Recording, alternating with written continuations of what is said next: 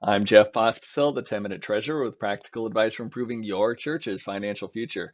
This video is part of my Art of Being Cheap series, and that's where you're going to learn tips on saving money from a cheap accountant. And I'm going to be talking about how to save money by cutting your paper use. And you're really not going to save a ton of money here, but part of the art of being cheap is that you save a little here and maybe a little on travel and maybe a little on software or wherever it happens to be. And that way, when you save on these things that are not high priorities, you have more money available for when larger priorities arise. So that's really the heart behind this whole series. So my first tip is to remember that there are two sides to a sheet of paper. So normally when I print, I do try to print on both sides of a sheet of paper, but there's always those paper that you print and it's on one side, and or maybe you received it, and with that I recycle it. So this is my work printer, and I keep the recycled paper right next there. So when I print something that I know I'm going to print, review, mark up, or whatever, and then throw away, that's what I print on that paper. So that's a hint. It'll save you maybe a couple reams of paper a year, so not a tremendous amount, but it is something. My second tip has to do with those regular mailings that we do to our members. And this isn't talking about the thank you notes or other very personalized mailings that we do. And sometimes that's very much appreciated. But those mass communications, like the church newsletter, for example, those can easily be changed from being paper to electronic. And you're going to always get some pushback. And I know a lot of churches have already faced this battle, but for those that haven't, there's that pushback that says, well, some people don't have access to the internet, or they want a paper copy. So what do you do about those people? Because a lot of times they end up um, swaying it to keep it paper for everybody when maybe not everybody appreciates paper the same way. So my strategy for this is to use the opt-in. So I assume by default people want an electronic newsletter. But if they don't, they have to tell me and opt in to a paper one. And that ends up being a much more effective strategy than assuming people want a paper newsletter and they have to opt out, because just that little bit of effort, it's not a lot of effort, but they have to make their desire known to us.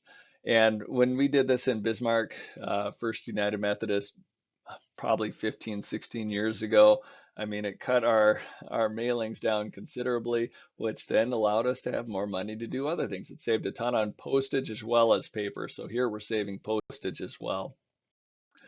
So my third tip is to get a second monitor.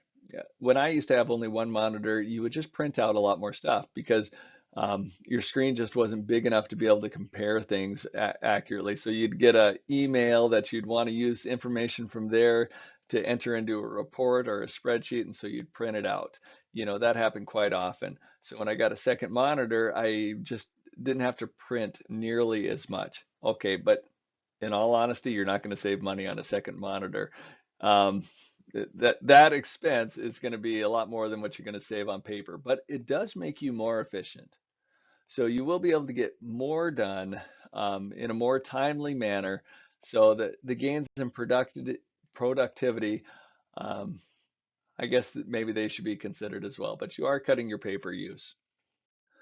So my fourth one happens to be around the church bulletin. And maybe the bulletin is a thing of the past since the pandemic. I know fewer churches are producing them, but this is such an expensive document to produce. So if we do go back to bulletins, think about it.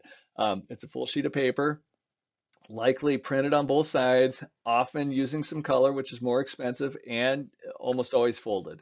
So there's a lot of labor into there and a lot of supply going into this document.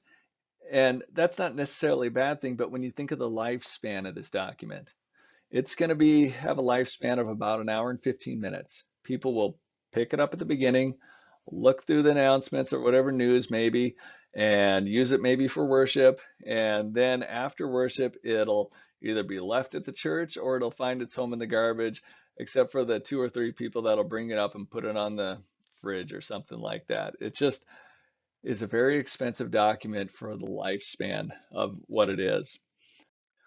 One alternative would be to have an app. Mitchell Fusion here in town, they use an app instead of a bulletin.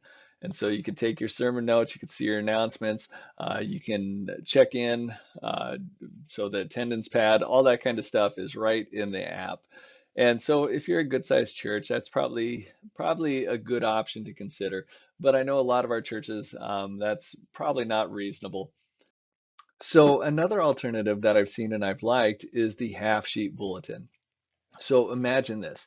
On one side of your bulletin, you're going to have something that stays pretty constant, rarely ever changes. So for here, I have an information card, or maybe for your church, it's the office hours and contact information and the mission of the church, something like that, that you could take to a printer, actually get a bunch of them printed for cheap.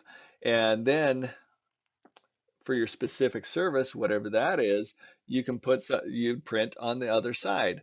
And so maybe this is, and if you got screens, why print out all the words? Just print the order of worship. Here's what songs we're going to sing and the prayers we're going to have. Make that kind of short. Put the date up there maybe if you want, and then leave room for notes.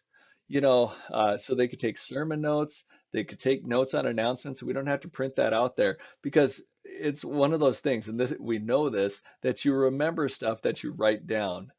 If people write stuff down for you, it's harder to remember than if you write stuff down. So that's just my 2 cents on that. It'll save you, well, it'll cut your paper usage at least in half.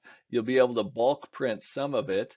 And even you're going to have just less printed period because you're going to leave spaces for notes. So they'll be writing and using their own ink versus you using your ink to write notes for them. So. All right. I hope this is somewhat helpful. Again, this is a ministry of the Dakotas Conference of the United Methodist Church, as well as the Dakotas United Methodist Foundation. And if you did find it helpful, it would mean a lot if you liked, shared, subscribed, and commented. So, and you can find more of our stuff at dakotasumc.org. So, all right. God bless you.